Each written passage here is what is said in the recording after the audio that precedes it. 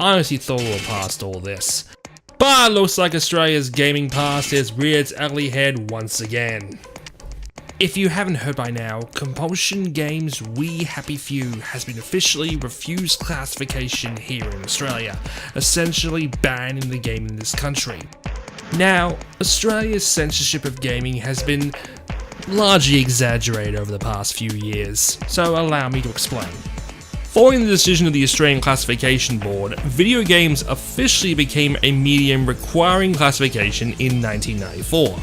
But for some reason, while movies and the like were able to be given a rating between G and R18, video games could only be rated up to MA15.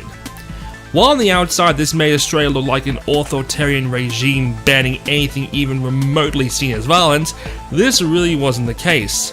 Major mature titles like Call of Duty and Grand Theft Auto were released with barely any issues with an MA15 rating. Getting an R18 rating for games, however, was another issue entirely. The ACB was overseen by the Department of Attorney Generals.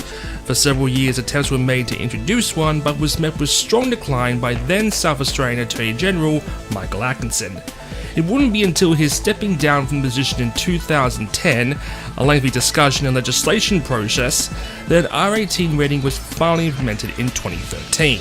Despite that, even before the implementation of the R18 rating, Australia's classification of video games was incredibly bipolar, with many ultra-violent games being released to the public, like Manhunt initially being released with an MA15 rating before being banned. While there is an extensive list of games that have been permanently banned in this country, for the most part they're just obscure or otherwise inferior titles anyway.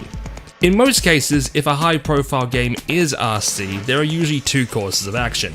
One, add the changes out of the game or otherwise censor them, or appeal the decision, which was the case for games like Fear 2 and Alien vs Predator.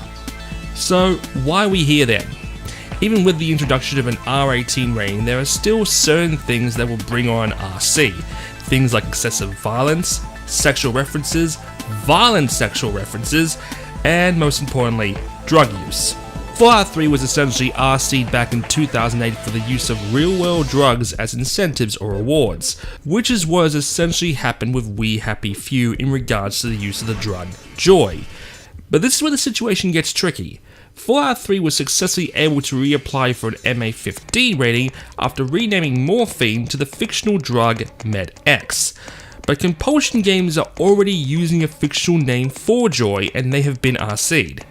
This is in part due to the NPC's opinion and reactions to the drugs in the game.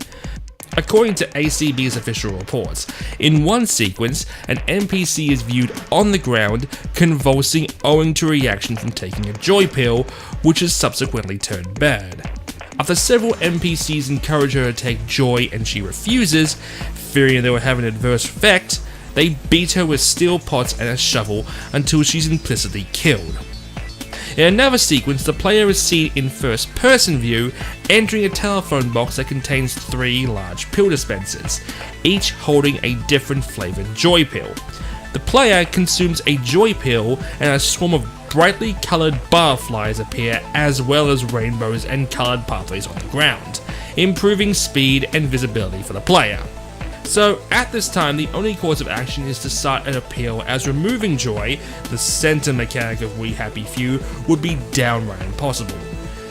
That being said, there is of course the third option, not releasing it in Australia at all. Hopefully it won't come to that, but we'll keep you posted if any new updates happen. With that, I'm Enigma, and we'll see you all next time.